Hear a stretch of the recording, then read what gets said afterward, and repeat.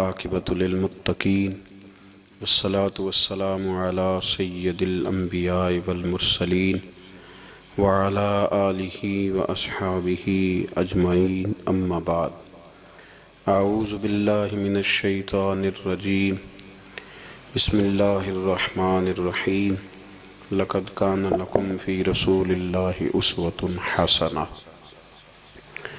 صدق اللہ العظیم وصدق رسولہ النبی الکریم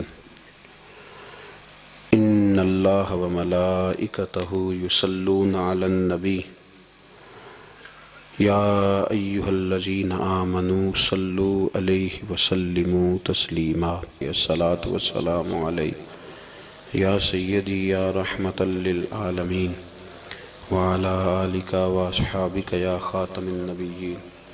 تمام تعریفیں حمد اور ثنا اللہ کریم جل وعلا کے لیے، درود و سلام نبی اکرم نور مجسم شفیع معظم احمد مجتبیٰ جناب حضرت محمد مصطفیٰ صلی اللہ تعالیٰ علیہ وسلم کی ذات والا صفات کے لیے حمد و صلوات کے بعد اللہ ہم سب کو اخلاص کی دولت عطا فرمائے، روحانیت کا نور عطا فرمائے، اصلاح احوال اور اطمینان قلبی نصیب فرمائے۔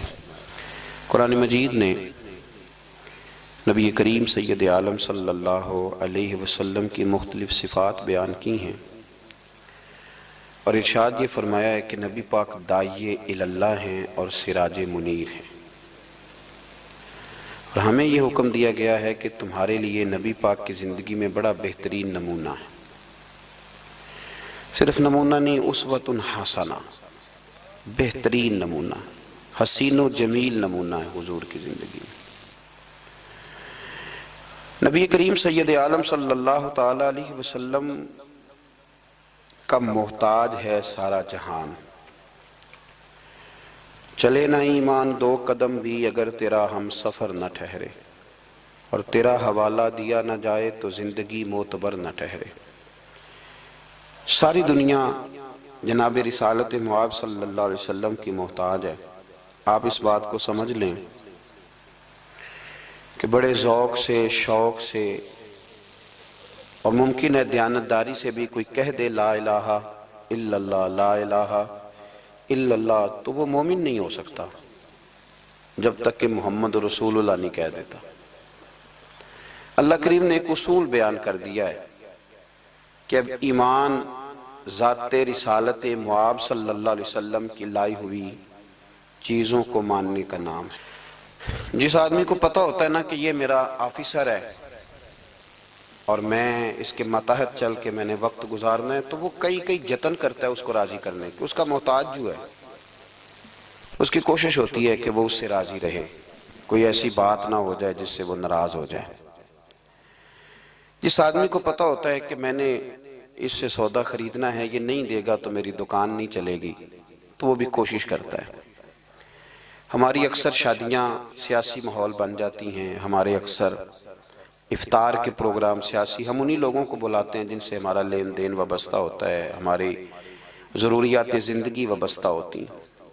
صرف ایک فکر آپ کی خدمت میں عرض کرنا چاہ رہا ہوں، آپ اس پہلو کو ضرور سمجھ لیں کہ عام دنیا داری میں انسان جس کا محتاج ہوتا ہے اس کے لیے بڑے جتن کرتا ہے، اس کے لیے بڑی کوششیں کرتا ہے، تو اگر دنیا داری کے لیے جہاں آپ اتنی کوشش کرتے ہیں تو جن کے آپ ایمان کے لیے بھی محتاج ہیں، ایقان کے لیے بھی محتاج ہیں، اچھی زندگی کے لیے بھی محتاج ہیں، اور جنت میں جانے کے لیے بھی محتاج ہیں، ان کے لیے کس قدر زیادہ کوشش کرنی چاہیے، کس طرح کا رویہ اختیار کرنا چاہیے۔ آپ اگر صحابہ کرام علیہم رضوان کی زندگی کو دیکھیں تو انہوں نے نا موقوف کر دیا ہر چیز کو۔ ہمارے ہاں ایک لفظ بولا جاتا ہے انشراح صدر، اس کا مطلب ہوتا ہے سینہ کھل جانا۔ کچھ لوگوں کے سینے کھلتے نہیں، ساری زندگی سینے بند رہتے ہیں، کوئی چیز اندر داخل نہیں ہوتی۔ دریا بھی قریب بہہ رہا ہو تو وہ بیچارے خشک کے خشک رہ جاتے ہیں۔ کچھ لوگوں کو اللہ انشراح صدر عطا کرتا ہے، انہیں سمجھ آ جاتی ہے کہ میرا نا علاج کیا ہے۔ یہ بتائیے کہ مریض بہت زیادہ خطرناک کون سا ہوتا ہے؟ جس کے مرض کی تشخیص نہیں ہوتی، جیسے یہ پتہ نہیں چلتا کہ میرا مرض کیا ہے اور میرا طبیب کیا ہے اور میں نے دوائی کون سی کھانی. نبی کریم صلی اللہ علیہ وسلم کے غلام حضور کے صحابہ سمجھ گئے تھے کہ ہماری ہر بیماری کا حل ہمارے نبی کی بارگاہ میں موجود ہے. وہ سمجھ گئے. انہوں نے نہ پھر دائیں بائیں نہیں دیکھا، الجھے نہیں کسی جگہ بھی. ہم بڑے سمجھدار لوگ ہیں لیکن ہم الجھے ہوئے ہیں. ہماری منصوبہ بندی بڑی لمبی چوڑی ہے. میں رات پڑھ رہا تھا، سیدنا غوث پاک رضی اللہ تعالیٰ عنہ کے گھر میں جب بھی کوئی بچہ پیدا ہوتا تھا نا تو آپ اسے ہاتھوں پہ اٹھا کے فرماتے تھے تو میت ہے، تو ایک دن مر جائے گا. میں تیرے ساتھ پیار ضرور کروں گا، محبت ضرور کروں گا، پر ہے تو میت، تو ایک نہ ایک دن مجھے چھوڑ کے چلا جائے گا. تو فرماتے تھے میں تجھ سے پیار ضرور کروں گا پر سب سے زیادہ پیار اس سے کروں گا جو حی بھی ہے اور قیوم بھی ہے، جس کو کبھی موت اس سے بڑھ کر پیار کروں گا. میرے عزیز، اگر انشراح صدر مل جائے، اگر ذوق نصیب ہو جائے کہ سارا کچھ حضور کے قدموں سے وابستہ ہے، پھر زندگی آسان بھی ہو جاتی ہے اور بہت ساری دوڑ زندگی میں ختم ہو جاتی ہے. انسان بڑے دروازے چھوڑ کے ایک دروازے کی طرف آ جاتا ہے، اسے سکون نصیب ہو جاتا ہے. رسول کریم صلی اللہ علیہ وسلم کے ہم محتاج ہیں. جتنے ہمارے دکھ ہیں نا دور دراز پھیلے ہوئے، ان سب دکھوں کا مداوا حضور کے قدموں میں بیٹھ جانا ہے. تھک گئے ہیں لوگ، تھک گئے اپنے عزیزوں سے، رشتہ داروں سے، دوست تعلق داروں کو راضی کر کر کے، پر نتیجہ صفر ہے، کچھ نہیں نصیب ہوتا. ذات رسالت مآب وہ حسین ذات ہے کہ آپ جتنا نبی کریم صلی اللہ علیہ وسلم کے قریب جائیں گے اتنا اللہ آپ کو سکون عطا فرمائے گا، آپ کو طمانینت کی دولت ملے گی. آپ دیکھیں کہ کچھ صفتیں نبی پاک صلی اللہ علیہ وسلم کی ایسی ہیں کہ جن صفات کی اگر انسان غلامی کر لے بڑی ساری چیزوں سے بچ جاتا ہے. ہمارے زمانے میں ایک چیز ہے جس کا نام ہے اشتعال. ایک ہے غصہ، ایک ہے جلال. دنیا میں سب سے بیوقوف بندہ وہ ہے جسے کوئی اشتعال دلاتا ہے. وہ تو یوز ہوتا ہے، وہ تو استعمال ہو گیا. ہمارے ہاں سب سے زیادہ بیوقوفی، یعنی اگر جس ملک کے وکیل بھی استعمال ہو جائیں اور جس ملک کے ڈاکٹر بھی استعمال ہو جائیں اور اسلامک یونیورسٹی میں پڑھنے والے وہ بچے جو گریجویشن کے بعد گئے ہیں وہ بھی استعمال ہو جائیں، تو پھر صرف یہ ہے کہ ہمیں نہ کوئی استعمال کرتا ہے، ہمیں کوئی اشتعال دیتا ہے. اب ہماری دنیا میں نہ کچھ ایسے اسلامی ملک ہیں جو اب ملک ہی نہیں رہے. عراق اب کسی ملک کا نام نہیں، لیبیا اب کوئی ملک نہیں رہا، شام اب کوئی ملک نہیں. پتہ نہیں آپ کو سمجھ آ رہی ہے کہ نہیں آ رہی میری بات کی. عراق کے اندر جس گروہ کی جتنے حصے پر حکومت ہے نا، ایک صوبے پہ حکومت ہے تو وہ الگ حکومت کر رہا ہے اس وقت، اور جس کی جتنے ضلعوں پہ حکومت ہے جو پاورفل ہے وہ الگ حکومت کر رہا ہے. لیبیا کا بھی یہی حال ہے، شام کا بھی یہی حال ہے. خدا نہ خواستہ جو یمن کی طرف لوگوں کی نظریں اور معاذ اللہ عرب شریف کی طرف جس کو سعودی عرب کہا جاتا ہے ادھر بھی لوگوں کی گھنونی نظریں ہیں. اگر وہاں بھی خدا نہ خواستہ یہ جیسے الگ الگ کر کے مسلمان کو مارا جا رہا ہے تو اللہ نہ کرے وہاں بھی ایسا ہو جائے. لیکن اب یہ ملک ہی نہیں رہے، یہ چھوٹی چھوٹی ٹکڑیوں میں بٹ گئے. کیوں بھلا؟ ہمیں لوگ اشتعال ہی بڑا دلاتے ہیں. میرے رسول کریم صلی اللہ علیہ وسلم کا کمال یہ ہے کہ رسول پاک کو کبھی اشتعال نہیں آیا. اور بھائی حضور کو کبھی اشتعال بول کے بتائیے. اشتعال چھوڑ دو، ہم محتاج ہیں نبی پاک کے، ہم نے جو سیکھنا ہے اپنے نبی سے سیکھنا ہے. وہ اگر زندگی میں آپ نے اشتعال چھوڑ دیا، بہت سارے لوگ دانا پھینکنے آتے ہیں، وہ پھینک کے چلے جاتے ہیں، ہم پیچھے سے لڑتے رہتے ہیں. اگر آپ اشتعال چھوڑ جائیں، دیکھو حضور کے میلاد پر میں نے کیا بات چھیڑی ہے، بڑی ضروری سمجھی ہے تو چھیڑی ہے.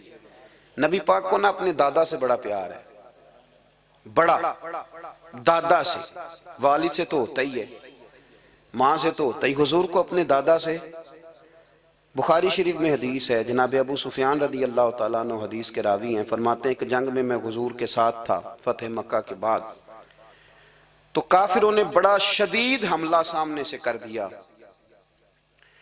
فرماتے ہیں جب انہوں نے شدید حملہ کیا تو مسلمان تھوڑے پیچھے ہٹے، ارادہ یہ تھا کہ نئی منصوبہ بندی کے ساتھ آگے بڑھیں گے۔ کہتے ہیں میں نے نبی پاک صلی اللہ علیہ وسلم کے گھوڑے کی لگام تھامی ہوئی تھی، صحابہ پیچھے ہٹے پر حضور نہیں پیچھے ہٹے اور آگے بڑھے، تو میں نے کہا یا رسول اللہ سب لوگ پیچھے ہٹ رہے ہیں، ذرا پیچھے ہٹ کے نئی حکمت عملی نئی تازگی کے ساتھ وار کریں گے تاکہ مقابلہ کر سکے۔ تو جنگ کا موقع ہے، جنگ کا وقت ہے، اور حضور وہاں نعرہ کیا لگاتے ہیں؟ فرمایا پیچھے نہیں ہٹنا، کیوں؟ انا النبی لا کاذب انا ابن عبد المطلب لا کاذب، فرمایا پیچھے نہیں ہٹنا ہے، ایک تو اس لیے نہیں ہٹنا کہ میں نبی ہوں اور یہ بھی سچ ہے، اور اس لیے بھی پیچھے نہیں ہٹنا کہ میں کوئی معمولی آدمی نہیں، میں عبد المطلب کا پوتا ہوں۔ اب پیچھے ہٹنا کتنی دلچسپی ہے اپنے دادا کے ساتھ، کتنا پیار ہے۔ ضروری نہیں دادا پی ایچ ڈی ہو تو پھر ہی پیار کیا جائے، یہ بھی ضروری نہیں کہ دادا کروڑ پتی ہو تو پھر بھی پیار کیا جائے، یا دادا پیر ہو، صوفی ہو، عالم ہو تو پھر ہی پیار کیا جائے۔ ماں باپ تو ماں باپ ہی ہوتے ہیں، ماں باپ تو ماں باپ ہوتے ہیں۔ مجھ سے کوئی کہے میں اپنی اماں پہ 6 جلدوں میں کتاب لکھ سکتا ہوں، میں ذمہ داری سے کہہ رہا ہوں، وضو کے ساتھ بیٹھا ہوں، اگر کبھی اللہ مجھے موقع دے تو میں کئی جلدوں میں اپنے والد پر کتاب لکھ سکتا ہوں۔ یہ ضروری تو نہیں کہ ماں باپ پڑھے لکھے ہوں تو پھر ہی ان پہ لکھا جا سکتا ہے۔ ماں اگر اپلے بھی تھاپتی ہو نا، اسے الف با تا سا نہ بھی دیکھ کے پڑھنا آتا ہو تو بیٹے سے پیار کتنا کرنا ہے یہ اسے آتا ہوتا ہے، یہ اللہ اسے دے کے بھیجتا ہے، اس کے لیے کسی پی ایچ ڈی کی ضرورت یہ اسے پتا ہوتا ہے، یہ اللہ تعالیٰ اس کے سینے میں پہلے اتارتا ہے۔ نبی پاک صلی اللہ علیہ وسلم کو بڑا پیار ہے، آنا ابن عبد المطلب، اور میں کوئی معمولی آدمی نہیں، میں عبد المطلب کا پوتا ہوں۔ یہ جنگوں میں حضور اعلان کرتے۔ اب دوسری کتاب دیکھی الوفا شریف میں اور شفا شریف میں حدیث ہے، حضرت عمر فاروق راوی ہیں، فرماتے میں کھڑا تھا، یہودیوں کا ایک بہت بڑا عالم ہے، زید بن دسنا اس کا نام ہے، حضرت بلال حبشی رضی اللہ تعالیٰ عنہ فرماتے ہیں کہ جب کہیں ضرورت پڑتی تھی تو ہم لوگوں سے قرضہ لیتے تھے، وہ ایک دن مجھے کہنے لگا مجھ سے قرضہ لے لیا کرو، میرے پاس پیسے پڑے ہوتے ہیں، میں نے اس سے قرضہ لے لیا نبی پاک صلی اللہ علیہ وسلم کے مہمانوں کے لیے، کیونکہ میری ذمہ داری تھی مہمانوں کی دیکھ بھال۔ آپ فرماتے ہیں کہ ابھی اس کے حضرت عمر فرماتے ہیں کہ وعدے میں 3 دن باقی تھے، میں حضور کے ساتھ تھا، وہ عالم تھا یہودیوں کا، تورات جانتا تھا، تو چوک میں اس نے کھڑا کر لیا اور کھڑا کر کے کہنے لگا نبی کریم صلی اللہ علیہ وسلم سے کہ میرے پیسے دیں، تو حضور صلی اللہ علیہ وسلم نے فرمایا کہ ابھی تو 3 دن باقی ہیں وعدے میں، انشاءاللہ وعدے پہ دے دیں گے۔ میں نے جو مضمون چھیڑا ہے وہ میں نے مکمل کرنا ہے، آپ میری بات پہ توجہ کرنا۔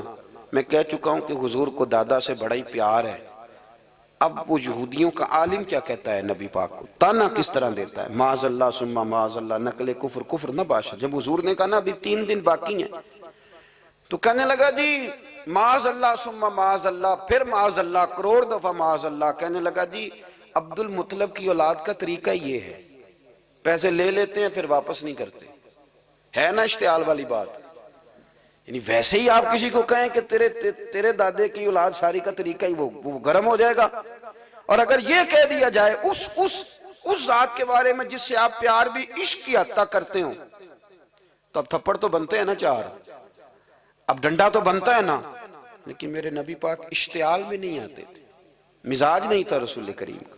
نبی کریم صلی اللہ تعالیٰ علیہ وسلم اتنی بڑی بات کر دی کہ حضرت عمر کہتے ہیں میں نے یوں کر کے تلوار پہ ہاتھ رکھا، نکال لی نیام سے باہر، گردن اڑاؤں گا اس گستاخ کی۔ رسول کریم نے فرمایا عمر یہ تو کیا کر رہا ہے، تیرے تو ذمہ یہ تھا کہ تو اسے نرمی کا کہتا اور مجھے پیسے دینے کا کہتا، اب اس طرح کر، اسے فلاں جگہ لے جا، وہاں کھجوریں پڑی ہیں تول کے دے دے، چل 2 کلو زیادہ بھی دے دینا۔ حضرت عمر فاروق رضی اللہ تعالیٰ عنہ کہتے ہیں میں نے کہا حضور زیادہ کس بات کی، میں تو پوری بھی ذرا ناپ تول کے دوں گا، اور احتیاط سے کس بات کی زیادہ، اس نالائق کو زیادہ دوں؟ تو حضور فرمانے لگے زیادہ اس لیے دینی ہے کہ تو نے اسے ڈانٹا ہے، تو نے تلوار دکھائی ہے، اب 2-3 کلو زیادہ دینی۔ حضرت عمر کہتے ہیں میں لے گیا اور میں نے 2-3 کلو کھجوریں زیادہ دی، پر وہ میرے اندر جو اس کے بارے میں کوفت تھی وہ جاتی نہیں تھی، میرا دل کرتا تھا کاٹ ڈالوں اسے، اور جب میں نے دے لی نا تو میرے قریب آیا، میرے گھٹنے پہ ہاتھ رکھا۔ آنسو بڑے قیمتی ہوتے ہیں، ایک کبھی نکلتے ہیں، کہتے ہیں جب میرے گھٹنے پہ اس نے ہاتھ رکھا تو وہ یہودیوں کا عالم رو پڑا، کہنے لگا عمر تیرا کیا خیال ہے کہ میں بلا وجہ یہ میں نے بات کر دی؟ کہا نہیں، تو روتا کیوں ہے؟ پہلے بے ادبی کرتا ہے اب روتا ہے؟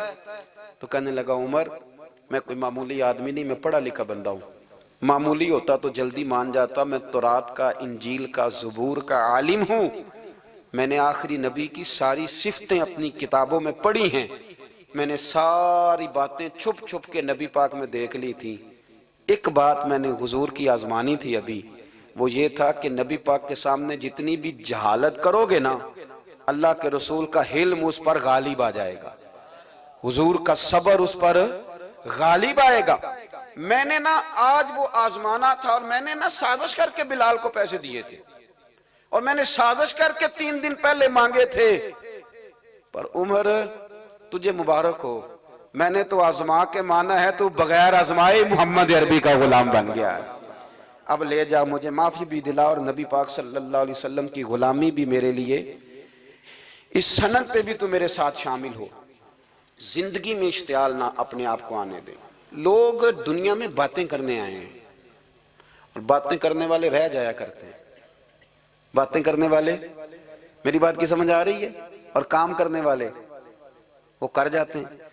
اگر آپ باتوں پہ آپ وقت گزاریں گے تو رہ گئے۔ اشتعال، وکیلوں کو بھی یہاں اشتعال آتا ہے، یہاں ڈاکٹروں کو بھی اشتعال آتا ہے، یہاں فلانے کو بھی اشتعال آتا ہے، یہاں بھئی آپ کس چکر میں پڑ گئے؟ اگر آپ کو اشتعال ہی آنا ہے، آپ دیکھیں نا اہل طائف نے نبی پاک کے ساتھ کیا کیا۔ تاریخ میں نا کچھ الفاظ ایسے ہیں جو پڑھے نہیں جاتے۔ جب انہوں نے کہا کہ معاذ اللہ، آپ نبی ہیں جو دروازہ دروازہ گھوم رہے ہیں، آپ نبی ہیں جن کے ساتھ لشکر ہی کوئی نہیں، پیسے ہی کوئی نہیں، آپ ہیں، اتنے سخت جملے، پھر پتھر بھی مارے۔ اشتعال تو 1.5 منٹ میں آ جاتا ہے بندے کو، اور ہمارے ہاں تو رہ بھی صرف اشتعال ہی ہے، صرف اشتعال ہی ہے، جس کو دیکھو اسے اشتعال ہے، ادھر بھی لڑائی، ادھر بھی دنگا، ادھر بھی فساد۔ بھئی آپ چھوڑیں۔ رسول کریم علیہ السلام کو حضرت زید بن حارثہ نے کہا حضور دعا کریں گے تباہ ہو جائیں، نبی پاک نے فرمایا لفظ حدیث کے، فرمایا لم ابعث لعانا، فرمایا میں کو تانے دینے والا بن کے آیا ہوں، میں کو وہ ہوں جو تانا زنی کروں گا، بد دعا دوں گا انہیں۔ فرمایا انما بعثت ہادیا و رحمہ، فرمایا میں تو رحمت بن کے آیا ہوں اور لوگوں کو ہدایت کا راستہ دکھانے کے لیے آیا ہوں۔ زندگی میں کبھی بھی اشتعال۔ ایک بات اور کرنی ہے آپ سے، اس پر بھی آپ نے خاص توجہ کرنی ہے، جو ہمارے لیے سرکار کی محتاجی میں سے خیرات ہم نے لینی ہے، وہ یہ ہے کہ نبی پاک صلی اللہ علیہ وسلم کو نا قرآن مجید نے حریص کہا۔ اللہ اکبر۔ یہاں شاید آپ مجھے کہہ دیں تو میں ناراض ہو جاؤں، لیکن قرآن نے کہا حریص علیکم بالمؤمنین رؤوف الرحیم۔ اللہ کرے کہ ہم قرآن کے الفاظ پر غور کریں۔ حریص علیکم، اے میرے محبوب کے غلاموں، نبی پاک صلی اللہ علیہ وسلم نا تم پر حریص ہیں، یعنی تمہاری بھلائی چاہنے میں جلدی کرتے ہیں، تمہاری بھلائی چاہنے میں۔ یہ ایسے الفاظ ہیں کہ اس سے بڑھ کر میں ان کا معنی نہیں کر سکتا، اگرچہ علماء تفسیر نے حریص علیکم کے کئی معنی بیان فرمائے۔ فرمایا محبوب کو جلدی ہے۔ بیٹا بھی اماں سے کہتا ہے اماں آہستہ آہستہ ہی میری ترقی ہوگی نا۔ اب مرید بھی پیر صاحب سے کہتا ہے حضرت صاحب ہوں میں شروع کرتے لئیے سویرے اٹھتے پہنا تے اے میں ہولی ہولی کر کے داڑھی، مجھے تو خیر بہت سارے کہتے ہیں، اس لیے ایک میرے سنگی ہیں اللہ تعالیٰ انہیں جزائے خیر دے، وہ جنوبی پنجاب سے ہیں تو وہ سرائکی ہیں۔ اب ہمیں اللہ نے یہ اعزاز دیا ہوتا ہے کہ ہمارے پاس ہر زبان کا بندہ ہوتا ہے، اس لیے کئی دفعہ اپنی زبان بھی گڈ مڈ ہو جاتی ہے، کیونکہ سب سے بات کرنی ہوتی ہے نا جی۔ تو مجھے کہنے لگے ایک دن فون کر کے پیر صاحب مبارک ہوئے، میں نے کہا جی خیر مبارک، کیا ہوا؟ کہنے میں ان چھوٹی چھوٹی داڑھی رکھ لئی اللہ دے فضل نہ۔ میں کہا چلو میں تیری مبارک قبول کرتی تو مہربانی کری انہوں کھاد شاد باندھا رہی تاکہ تھوڑی بڑی بھی ہو ہی جائے کہ مبارک ہوئے۔ میں چھوٹی چھوٹی، میں کہا چلو اللہ کریم خیر کرے گا بڑی بھی ہو جائے، حالانکہ داڑھی کا کوئی وزن ہی نہیں ہوتا، کیوں ہوتا ہے نہ چھوٹی کا نہ بڑی کا، اللہ سمجھنے کی توفیق عطا فرمائے۔ باہر کہ جو بات عرض کرنی ہے اس کی طرف آتا ہوں آپ حضرات سے۔ حریص علیکم، بھئی ہر بندہ کہتا ہے میں آہستہ آہستہ چلوں گا، لیکن نبی پاک صلی اللہ تعالی علیہ وسلم نے شوق رکھتے میری امت کو جلدی سے خیر ملے، جلدی سے۔ آپ دیکھیں نا، ہم نے نا اصل میں سنی تقریریں، سنانے والوں نے سنا دیں، بس وہ ٹھیک ہے، ایک نظام ہے، لیکن کبھی کبھی نا ہم الجھ جاتے ہیں، اڑ جاتے ہیں کہ یار ایسے بھی ہوتا ہے۔ نبی پاک جلدی کرتے ہیں اپنی امت کو خیر دینے میں، جلدی۔ حضرت ابو ہریرہ نے حافظہ مانگا تو فٹافٹ دیا حضور نے۔ حضرت جابر ابن عبداللہ نے کہا حضور گھر میں غربت ہے، تو فرمایا یہ کلو لے جا، کھول کے نہ دیکھنا کھجوریں، کھاتا رہنا، ختم کوئی نہیں ہوں گے۔ جس نے جو مانگا نا، جو ذرا جلدی کر کے، مرنا ہے، پھر قبر میں جانا ہے، پھر قیامت تک قبر میں لیٹنا ہے، پھر قبر سے اٹھنا ہے، وَإِذَا الْقُبُورُ بُعْثِرَتْ عَلِمَتْ نَفْسٌ مَا قَدَّمَتْ وَأَخَّرَتْ، پھر وہاں سے اٹھ کے حساب دینا ہے، حساب کے بعد جنت دوزخ کا فیصلہ ہونا ہے۔ اور میرے نبی پاک صلی اللہ علیہ وسلم کو بڑا شوق ہے امت جلدی جلدی جنت میں جائے، لہذا فرمایا ابو بکر تو بھی جنتی ہے۔ حضور وہ قبر، وہ اٹھنا، وہ حساب کتاب، فرمایا میں جانوں اللہ جانے۔ عمر تو بھی جنتی ہے، عثمان بھی جنتی ہے، علی بھی جنتی ہے، طلحہ بھی جنتی ہے، زبیر بن عوام بھی جنتی ہے، طلحہ بن عبید اللہ بھی جنتی۔ 10 بندوں کو نہ کھڑے کھڑے جنت۔ امام حسن اور حسین پیچھے کھیل رہے تھے، تو پوچھ لیا کسی نے حضور یہ 10 تو جنتی ہیں، تو فرمایا جو پیچھے ہیں، تو کہا سید الشباب اہل الجنہ، یہ جنتی ہیں اور یہ جنتیوں کے سردار ہیں۔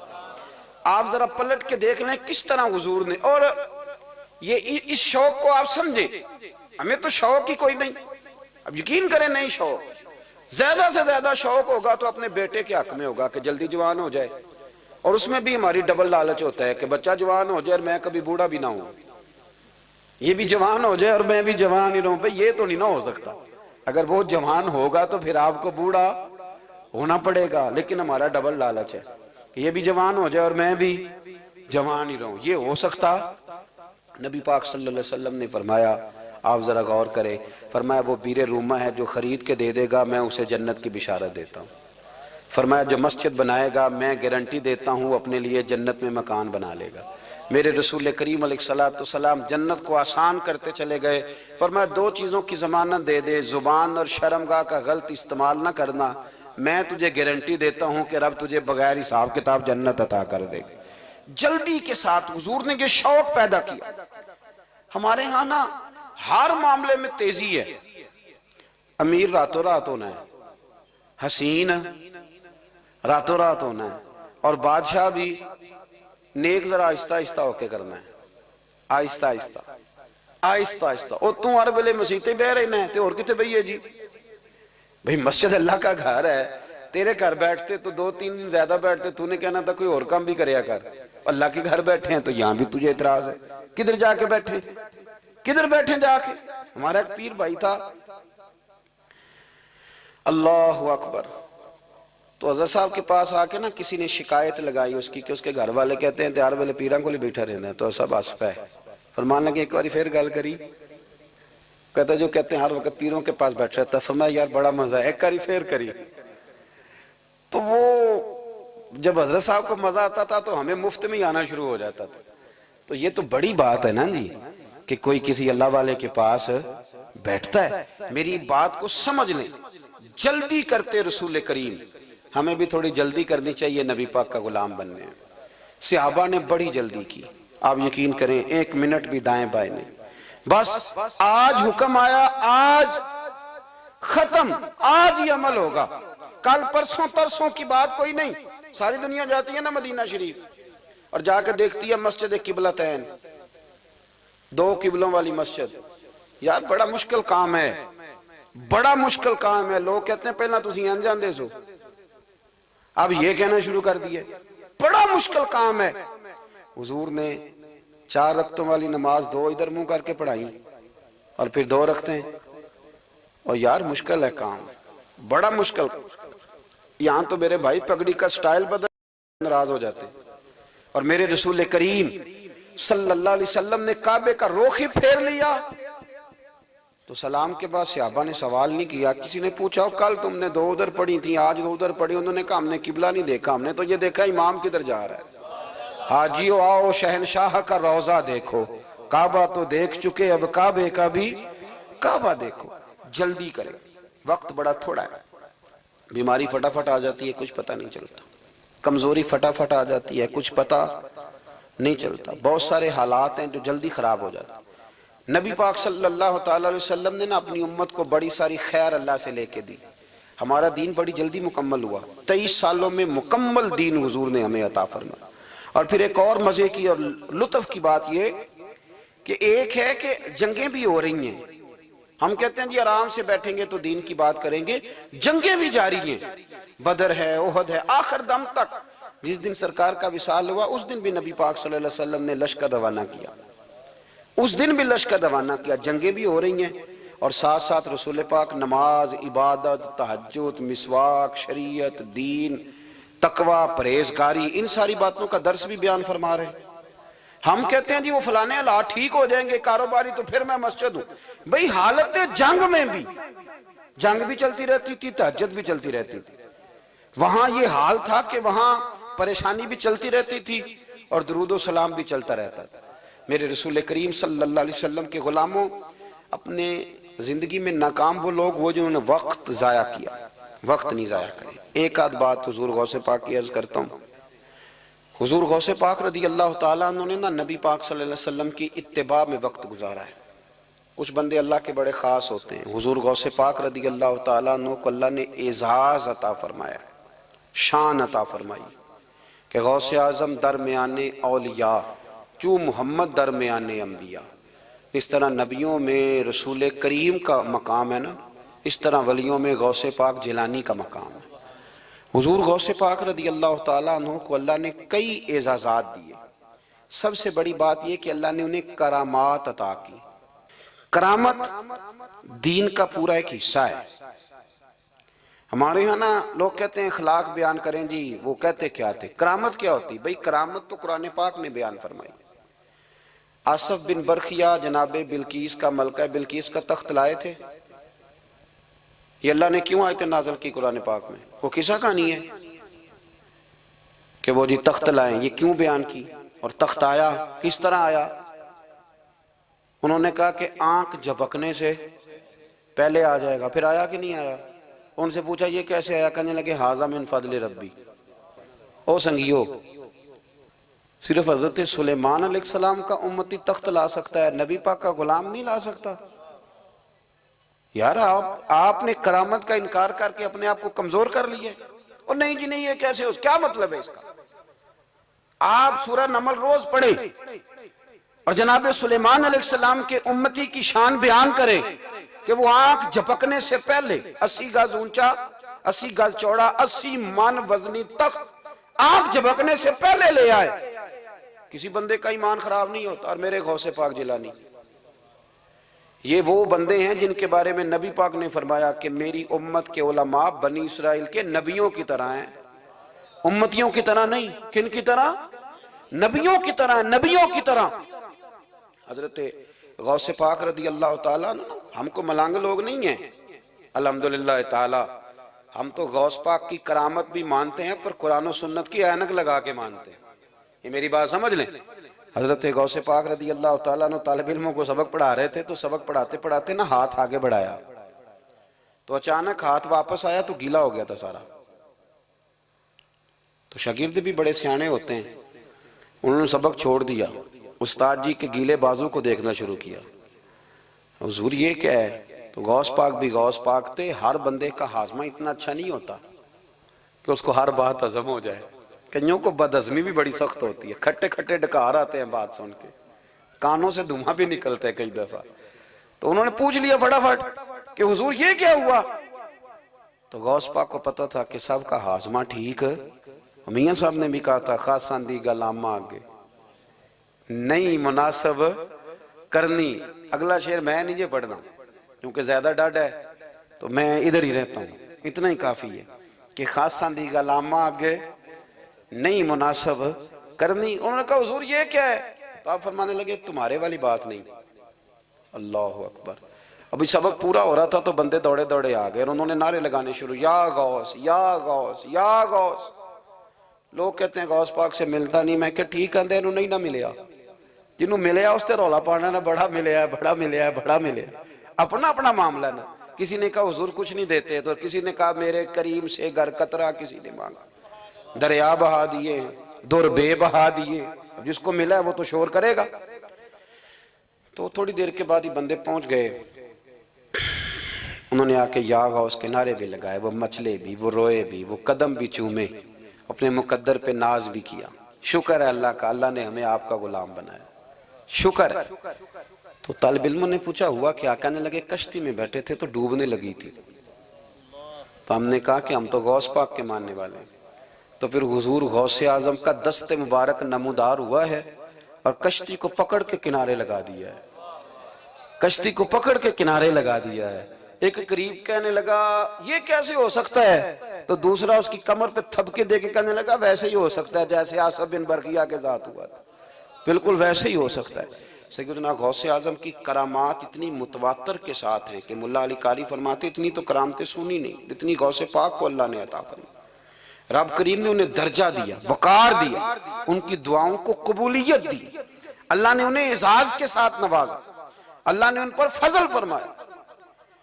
ایک تاجر تھا تو ملک شام جاتا تھا اکثر تجارت کرنے کے لیے، مال کما کے لاتا، غریبوں کی بھی مدد کرتا، مدارس کی، مساجد کی، سب جگہ جہاں دین کی ضرورت ہوتی پہنچتا۔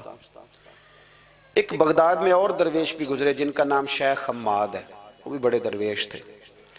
وہ تاجر شیخ حماد کے پاس گیا، کہنے لگا میرے لیے دعا کر دے، میں جا رہا ہوں سفر کے لیے۔ تو انہوں نے کہا میں صبح بتاؤں گا۔ استخارہ کیا صبح، کہنے لگے نہ جانا، تیرا مال بھی لٹ جائے گا اور تو قتل بھی ہو جائے گا۔ وہ بڑا پریشان ہوا، حضور غوث پاک کے پاس گیا، کہنے لگا حضور وہاں بھی میں نے کہلا بھیج دیا ہے، سامان میرا پڑا ہے، جاؤں گا نہیں، پیمنٹ نہیں کروں گا، ملے گا نہیں تو خسارہ ہو جائے گا، مہربانی فرمائے۔ غوث پاک نے مراقبہ کیا، فرمایا تو جا اللہ خیر کرے گا، تو جا اللہ خیر کرے گا۔ مرید کا عمل کے یقین، پیر کا عمل کے یقین، چلے آپ فیصلہ کر لیں تو میں آگے بڑھتا ہوں۔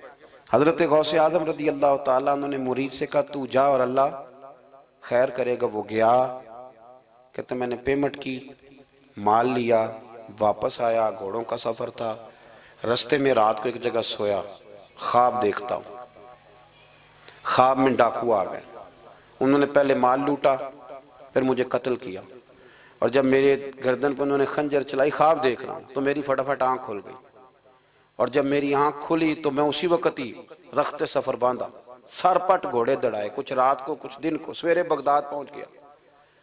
کہتے خیال تھا کہ پہلے غوث پاک کے پاس جاؤں گا، لیکن پہلے شیخ حماد سے ملاقات ہو گئی، میرا چہرہ دیکھا، پریشان تو دیکھ کے مسکرائے، فرمانے لگے بھی تیرا پیر بڑا شاندار ہے، تیرا پیر بڑا شاندار ہے، وہ کام جو حقیقت میں ہونا تھا نا، حقیقت میں انہوں نے دعا کی ہے تو رب کریم نے اسے خواب بنا دیا ہے، ان کی دعا کی برکت سے اللہ نے اسے۔ اب میں بات مضبوط کرنا چاہتا ہوں تو میں ایک حدیث پاک بھی پڑھ دوں۔ لوگ کہیں گے جی مرنے والا بھی بچ جاتا ہے، عمر بھی بڑھ جاتی ہے، مشکات کی حدیث ہے، ترمذی میں بھی موجود ہے، نبی پاک صلی اللہ علیہ وسلم نے فرمایا اگر تم چاہتے ہو رزق بھی بڑھ جائے، عمر بھی لمبی ہو جائے، تو اپنے رشتہ داروں سے اچھا سلوک کرو۔ اس کا مطلب ہے کہ عمر بڑھ جاتی ہے، موت کچھ وقت کے لیے ٹل بھی جاتی ہے۔ حضور غوث پاک کو اللہ نے بڑا اعزاز دیا، بڑی کرامات دی۔ آپ فرمایا کرتے تھے میں نے 40 سال اپنے رب کو راضی کیا ہے مصلی پہ بیٹھ کے، تو میرے مالک نے پھر پوچھا ہے کہ عبدالقادر کچھ مانگ لے، کوئی بات کر لے، تو سیدنا غوث اعظم رضی اللہ تعالیٰ عنہ فرماتے ہیں کہ میں نے پھر اپنے رب کریم کی بارگاہ میں عرض کیا مالک جو قیامت تک مجھ سے محبت کرے، فضل کرنا اسے بغیر توبہ کے موت نہ دینا۔ تو میرے رب نے میری اس دعا کو شرف قبولیت عطا فرمایا کہ جو مجھ سے پیار کرے گا، میرا نام لے گا، وہ بغیر توبہ کے نہیں مرے گا۔ جنات بھی آپ کی بارگاہ میں حاضر ہوتے، آپ کو شیخ بحر و بر کہا جاتا ہے۔ جب آپ نے منبر پر بیٹھ کر یہ اعلان فرمایا کہ میرا یہ قدم ہر ولی کی گردن پر ہے، تو خراسان کے جنگلوں میں معین الملت والدین عطائے رسول ہند الولی خواجہ معین الدین اجمیری موجود تھے، تو وہاں اعلان کرنے لگے، کہنے لگے غوث پاک صرف گردن پہ کیوں، آپ میری آنکھوں پہ بھی قدم رکھیں، میرے سر پہ بھی قدم رکھیں۔ اللہ نے ان اولیاء کو بڑا اعزاز دیا، انہیں اللہ نے بڑی شان دی۔ اپنی نسبت اللہ کے بندوں سے مضبوط رکھیں۔ ضروری نہیں کہ آپ کسی جگہ مرید ہی ہوں گے تو آپ کی نسبت مضبوط ہوگی، آپ خواجہ معین الدین سے پیار کریں، آپ حضرت بہاؤالحق نقشبند بخاری سے پیار کریں، داتا علی اجویری سے پیار کریں، آپ غوث پاک جیلانی سے، آپ اللہ کے نیک بندوں سے محبت کریں، ان کا تذکرہ سنیں۔ اب تو پوری مہم چلی ہوئی ہے اللہ کے بندوں کے خلاف، لوگوں نے ایسا وار چلایا کہ بس جی کچھ بھی نہیں جی، آپ چھوڑیں، آپ ڈائریکٹ کتاب و سنت کو پڑھیں، کوئی بھی نہیں جی، کوئی ولی نہیں، تو پھر وہ جو اتنی آیتیں ہیں، وہ حدیثیں ہیں، وہ سارا کچھ، اس کا مطلب ہے امت میں ولی ہوتے ہی نہیں، تو الا ان اولیاء اللہ لا خوف علیہم ولا هم یحزنون کا کیا معنی ہے؟ اس کا کیا مطلب؟ آپ نے تو ملیاں میٹ کر دیا سارا، پوری مہم چلی اللہ کے بندوں سے پیار کرے، اور میرے نبی پاک صلی اللہ علیہ وسلم نے فرمایا جو جس سے پیار کرے گا قیامت کے دن اسی کے ساتھ اٹھایا جائے گا۔ اور حضرت ابو ذر غفاری نے عرض کیا تھا یا رسول اللہ اگر وہ ان جیسے عمل نہ بھی کرے تو فرمایا اللہ بڑا کریم ہے، ایمان کی سلامتی سے جائے اللہ ان کے ساتھ ہی کھڑا فرما دے گا۔ حضرت محدث اعظم پاکستان مولانا سردار احمد صاحب رحمۃ اللہ علیہ بڑے مصروف آدمی تھے، پر بڑھاپے کے عالم میں بھی نا شیخ الحدیث تھے، شاید اتنے کسی کے شاگرد دنیا میں ہوں جتنے حضرت کے تھے۔ ہر جمعرات کو فیصل آباد سے لاہور آتے تھے داتا صاحب کے مزار پہ حاضری دے، ہر جمعرات۔ یہ چند دن پہلے ہمارے ایک بزرگ افریقہ سے آئے ہوئے تھے، افریقہ سے، تو پوچھا حضرت جی خیریت سے آنا ہوا؟ تو کہنے لگے پہلا مقصد تو داتا صاحب کے مزار پہ حاضری دینا اور باقی اس کے بعد۔ تو ہر جمعرات کو حضرت محدث اعظم رحمۃ اللہ علیہ آتے تھے، ہر جمعرات۔ ایک مولوی صاحب نے ایک دفعہ شوشہ چھوڑ دیا لاہور میں کہ داتا صاحب کی قبر تو قلعے میں ہے، لوگ شوشے چھوڑتے رہتے ہیں نا کہ چلو کسی طریقے سے بندے ہٹائے جائیں، پر جن کی محبت اللہ دلوں میں پیدا کرے ان سے کیسے ہٹایا جائے؟